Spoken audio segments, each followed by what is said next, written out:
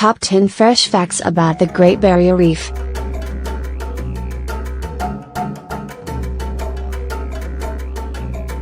Half the reef is dead.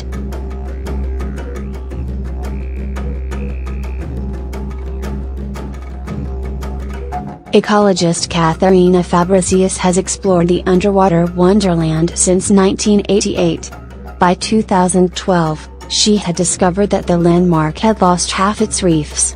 The dramatic percentage was calculated after Fabricius studied over 2,000 surveys of the Great Barrier Reef.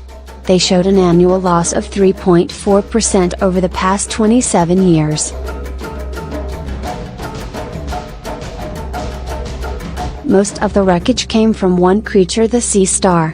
While cyclones and climate-driven bleaching are also responsible, the crown of thorns starfish destroyed 42 of the estimated 50% of damaged coral. The starfish does not resemble the cliché shape that most people associate with sea stars. The marine pest can grow to 0.9 meters, 3 feet, and poisonous spikes cover its body and 21 arms. Their numbers blossom because agricultural spills deliver the nutrients that baby starfish need. The abundance of food resulted in a massive coral crunching population. The removal of the spiky crowd is difficult but critical. Fabricius' research indicated that if their numbers dropped, the reef could survive. Even if cyclones and bleaching continue, the reef could completely recover within 3 decades. 9 Surprisingly deep coral.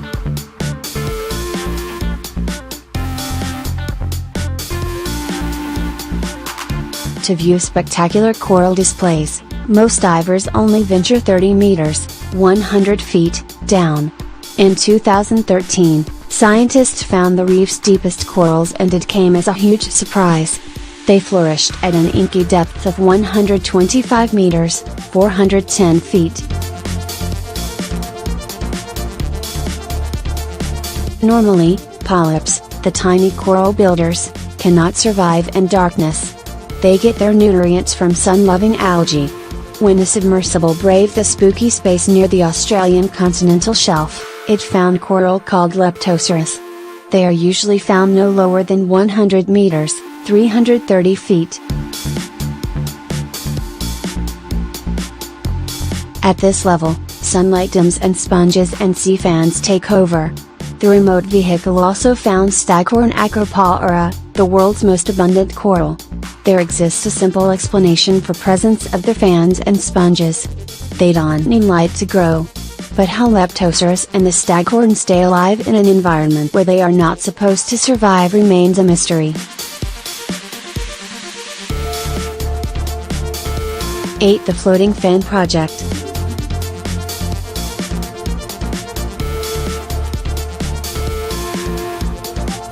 One might be forgiven for thinking that the suggestion to cool the reef with giant fans sounds crazy.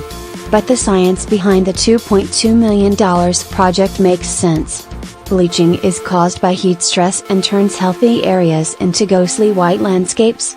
During 2016 and 2017, the Great Barrier Reef underwent such severe bleaching that half the coral died. The federal government decided to treat the warming reef to a fan. As a test, 8 of these enormous fans will float in North Queensland. The trial is set to run for 3 years and will cool 1 square kilometre, 0.39 mi2, off the coast of Cairns. The solar-powered turbines might be slow, but they are capable of spawning cold water currents. During the 2016-2017 disaster, scientists noticed that bleaching occurred less in places where cool currents flowed. Coral also healed more quickly in these locations. Since heat stress is just one factor threatening the reef, the fans won't be enough to save it. For the time being, the project aims to protect popular tourist spots and the 64,000 jobs that depend on the industry. 7 An ancient avalanche.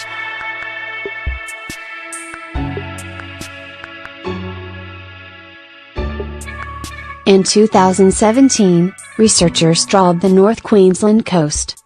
They were in the process of creating a 3D map of the deep sea floor when something unexpected showed up. The scans revealed an ancient landslide near the Great Barrier Reef. The underwater event occurred on a massive scale and left debris across a vast area inside the reef. Among the first discoveries were 8 hills in the Queensland Trough, previously thought to be mostly level. Some of these so-called Gloria knolls are 100 meters, 328 feet, high and 3 kilometers, 1.9 miles, long.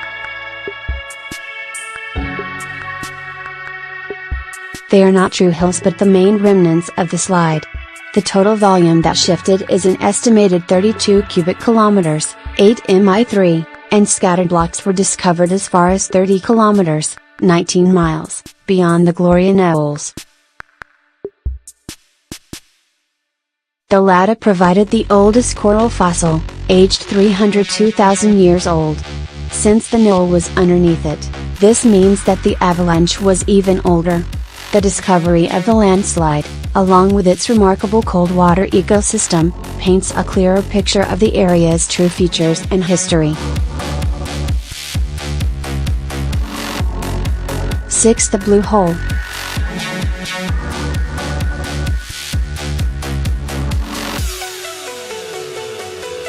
Sometimes referred to as the ocean's time capsules, blue holes are underwater sinkholes. Inside, sediment builds up over millennia and avoids disturbances like storms and currents. This makes the blue holes highly valuable to researchers. In 2017, marine biologists managed to confirm rumors that one existed in a remote part of the Great Barrier Reef. Located 200 kilometers, 124 miles, from Daydream Island, the hole held a happy surprise. Turtles and fish cruised inside the giant circular formation, but the showstopper was the abundance of exquisite and healthy coral colonies. Bird's nest and staghorn corals grew in unusual shapes, unimpeded by waves or currents. Both formed some of the largest and intricate colonies the divers had ever seen. The bottom was 20 meters, 65 feet, down and sloped toward the middle. Geologists believe that this rare discovery might be older than its famous cousin, the Great Blue Hole in Belize.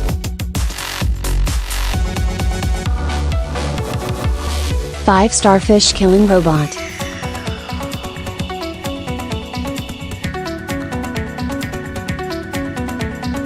Floating fans might cool the reef, but they cannot do much for the starfish problem. For that particular pest, scientists created a killer robot. Called Hotspot, the yellow tube-shaped machine was designed to use artificial intelligence to identify crown of thorns starfish. It was trained with thousands of images and videos to recognize the correct target.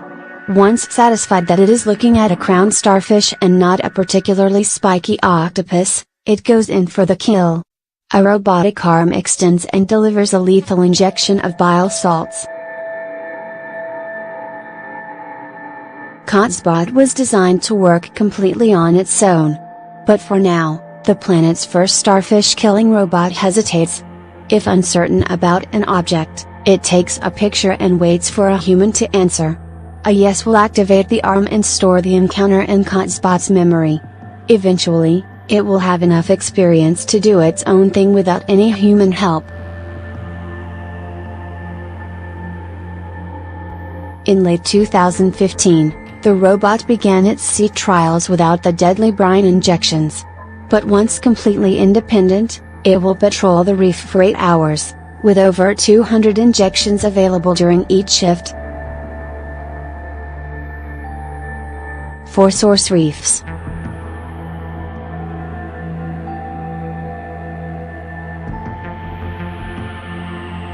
Another remarkable discovery from 2017 was the existence of source reefs. These are basically coral nurseries that can replenish more distant and damaged areas of the Great Barrier Reef.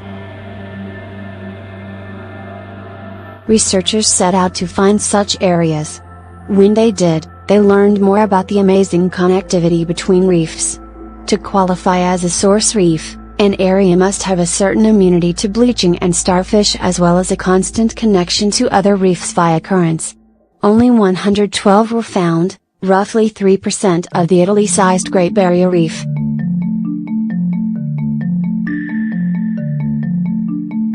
Even so, with the aid of currents, the source reefs are linked to nearly half of the Great Barrier Reef.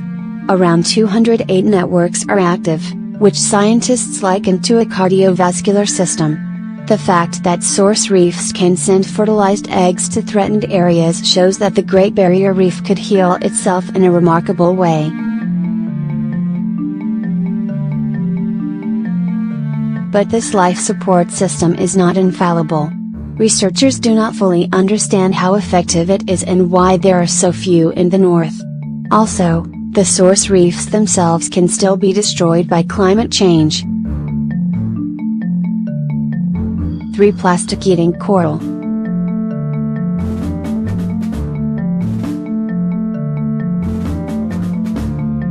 The reef faces a host of threats, but one of the strangest is the coral's taste for microplastics. At first, scientists believed that the polyp sculpted trash because it resembled prey. But laboratory tests proved that the coral enjoyed the taste, probably lured by a chemical inside the plastic particles. The same study also found that the coral eventually realized the meal was useless. A few hours after ingestion, up to 92% of the plastic was expelled. Frighteningly, roughly 10% remain behind in the polyp's stomach cavities. The plastic was found deep inside the gut-wrapped and digestive tissue. This could potentially create a feeling of fullness when the coral is really starving. Normally, plankton would be on the menu, but corals still seem to prefer the artificial alternative. There is no scarcity of microplastics, either. An estimated 13,000 pieces litter every 1 square kilometer, 0.39 mi2, of ocean.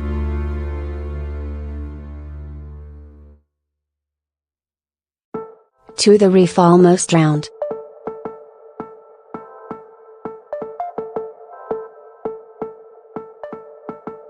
Death by drowning sounds odd for something that lives underwater.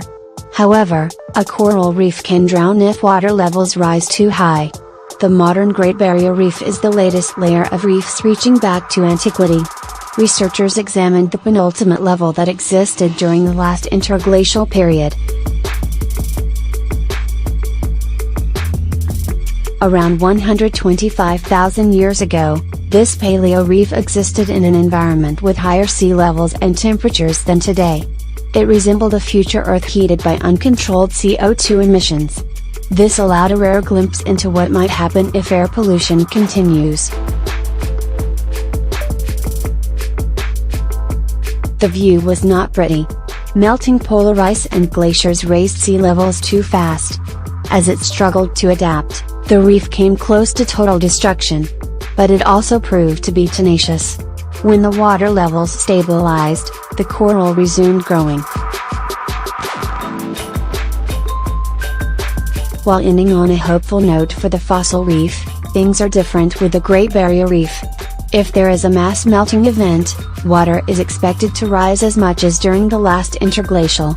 Already weakened, the reef could completely perish under the pressures of the 6-meter, 19 feet, rise. 1. The 3D printed reef. Well, folks, it's time to kick it old school. If there was a prize for creative solutions to save the reef, the University of Sydney would surely win. In 2017, researchers began printing exact 3D replicas from the Great Barrier Reef. The project kicked off by virtually mapping the coral fields.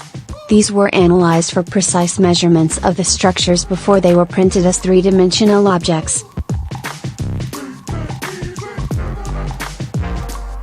Identical to the originals, the prosthetic corals have several responsibilities. Once planted on the reef, they will shelter fish that feed on coral-destroying algae and provide an anchor for living coral. Allowing structure for new growth, the replicas support the reef during recovery periods after storms and bleaching. Artificial reefs are nothing new, but this is the world's first attempt to create a natural-looking scene instead of sinking a ship and hoping the eels will move in. The Great Barrier Reef's current connectivity is perfect to bring larvae from source areas to the artificial sanctuaries. As much as prosthetic coral colonies can help, they will only buy the reef time. Climate change, which fuels more storms and bleaching, needs to be dealt with if the reef is to survive.